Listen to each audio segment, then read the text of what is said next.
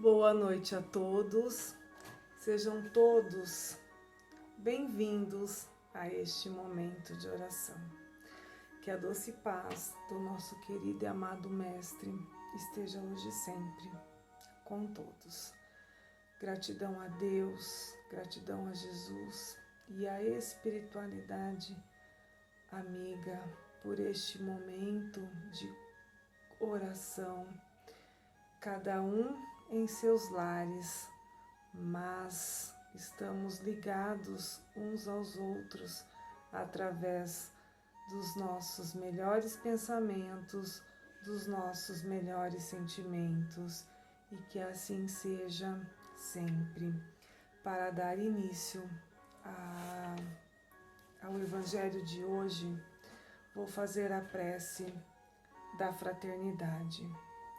Nosso divino Mestre Salvador, fortalecei-nos e amparai-nos para que possamos ajudar as forças do bem a transformar o mundo. Veneráveis mensageiros celestes, auxiliares de Jesus, fortalecei-nos e amparai-nos para que possamos ajudar as forças do bem a transformar o mundo. Pai nosso, Criador nosso, fonte eterna de amor e de luz, fortalecei-nos e amparai-nos para que possamos ajudar as forças do bem a transformar o mundo. Que assim seja.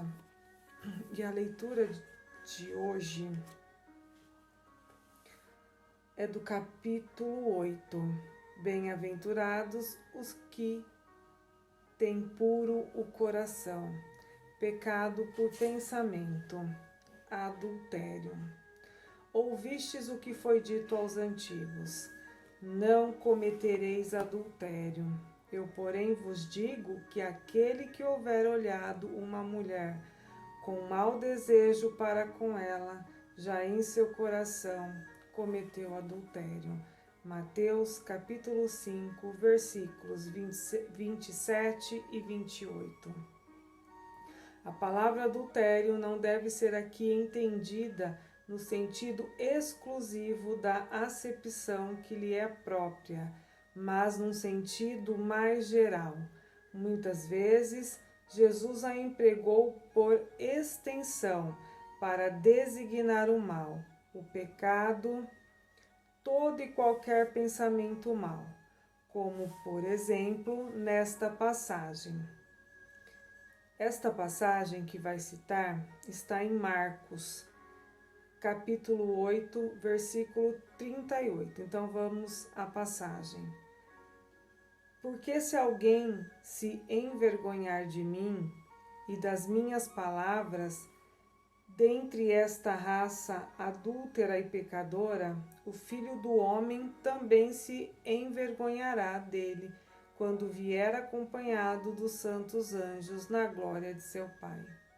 A verdadeira pureza não está somente nos atos, está também no pensamento, porque aquele que tem puro o coração nem sequer pensa no mal. Foi o que Jesus quis dizer. Ele condena o pecado, mesmo em pensamento, porque é sinal de impureza. Esse princípio nos leva naturalmente à seguinte pergunta: sofre-se as consequências de um pensamento mau, embora não tenha produzido qualquer efeito? Então, agora vamos à resposta. Há aqui uma importante distinção a fazer. À medida que a alma comprometida no mau caminho avança na vida espiritual, pouco a pouco se esclarece e se despoja de suas imperfeições, conforme a maior ou menor boa vontade que demonstre, em virtude de seu livre-arbítrio.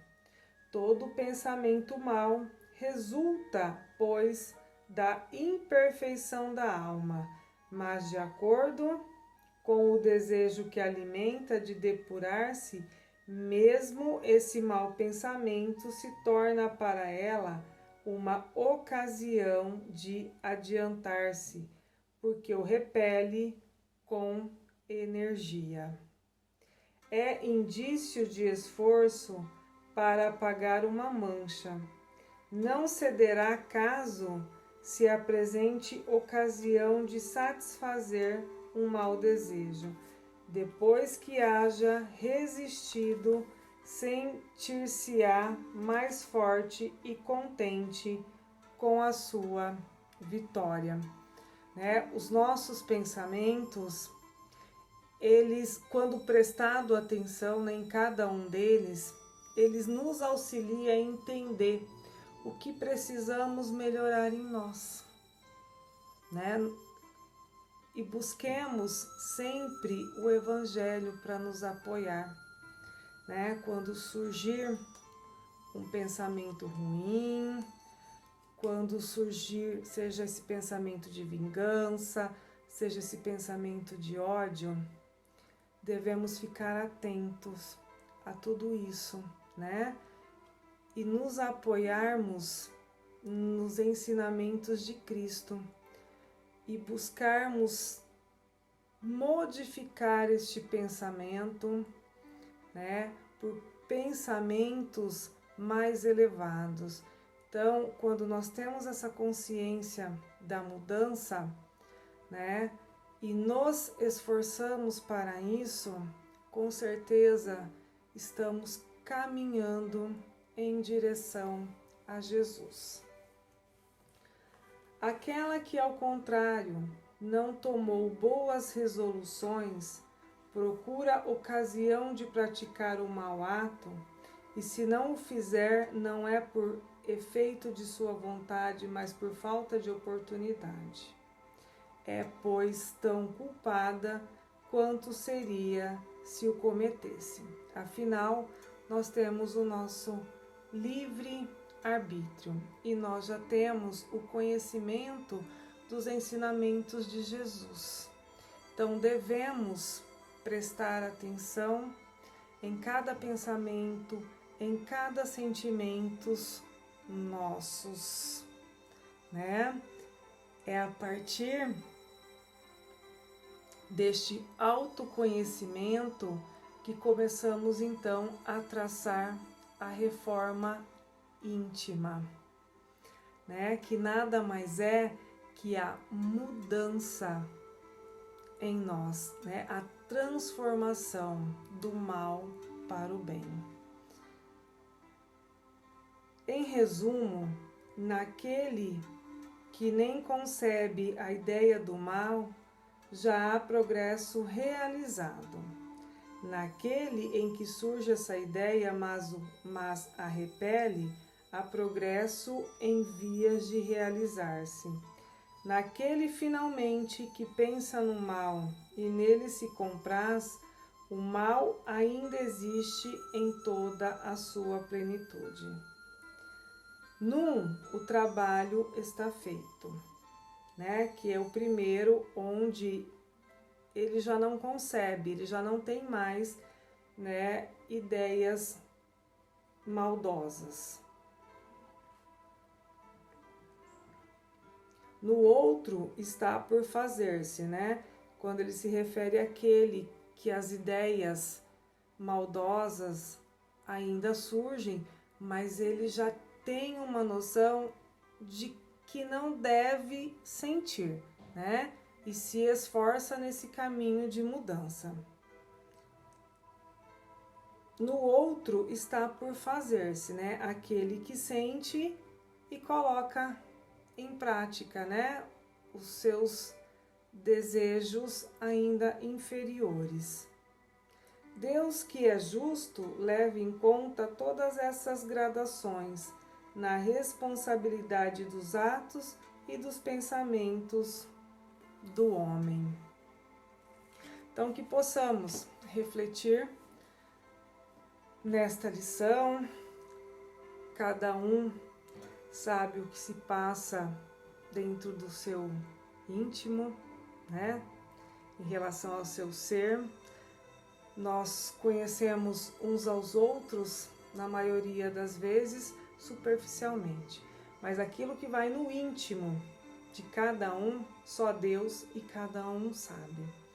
E que o Evangelho seja, o nosso apoio em nossa transformação. E assim, com os pensamentos no Divino Mestre, vamos fazendo as nossas vibrações.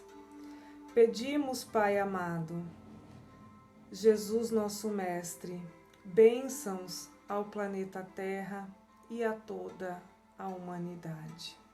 Que a compreensão, a paciência e a paz esteja presente no coração de todos. Aos nossos irmãos que não têm um lar, por aqueles que encontram-se com seus destinos incertos devido à pandemia, aos que tiveram seus entes queridos arrebatados pela morte do corpo físico, pelos governantes das nações, que tenham, Pai, serenidade e equilíbrio nas tomadas de decisões. Que suas mentes estejam abertas às sugestões vindas a cada um deles do plano espiritual maior. Aos nossos irmãos que seguem trabalhando, rogamos a tua proteção, Senhor Jesus. Aos profissionais da saúde, da terra, que além de estarem expostos aos riscos, convivem com quadros dolorosos e jornadas de trabalho exaustivas, que os médicos e enfermeiros da espiritualidade envolvam-os com fluidos de amor, restabelecendo a cada dia o ânimo, a fé e a confiança no Criador. Rogamos às equipes socorristas o auxílio a todos os irmãos que fizeram seu retorno ao plano espiritual, que sejam muito felizes, de volta à pátria espiritual. Convido a todos, a fazermos a oração de Bezerra de Menezes. Nós te rogamos, Pai de infinita bondade e justiça, as graças de Jesus Cristo, através de Bezerra de Menezes e suas legiões de companheiros. Que eles nos assistam, Senhor, consolando os aflitos, curando aqueles que se tornem merecedores, confortando aqueles que tiverem suas provas e expiações a passar, esclarecendo aos que desejarem conhecer a verdade e assistindo a todos quantos apelam ao teu infinito amor. Jesus, divino portador da graça e da verdade, estende tuas mãos dadivosas em socorro daqueles que te reconhecem, o despenseiro fiel e prudente. Fazê, ó divino modelo, através de tuas legiões consoladoras, de teus santos espíritos, a fim de que a fé se eleve, a esperança aumente, a bondade se expanda e o amor triunfe sobre todas as coisas. Bezerra de Menezes, apóstolo do bem e da paz, amigo dos humildes e dos enfermos, movimenta tuas falanges amigas em benefício daqueles que sofrem, sejam males físicos ou espirituais. Santos Espíritos, dignos obreiros do Senhor, derramai as graças e as curas sobre a humanidade sofredora, a fim de que as criaturas se tornem amigas da paz e do conhecimento, da harmonia e do perdão, semeando pelo mundo os divinos exemplos de Jesus Cristo.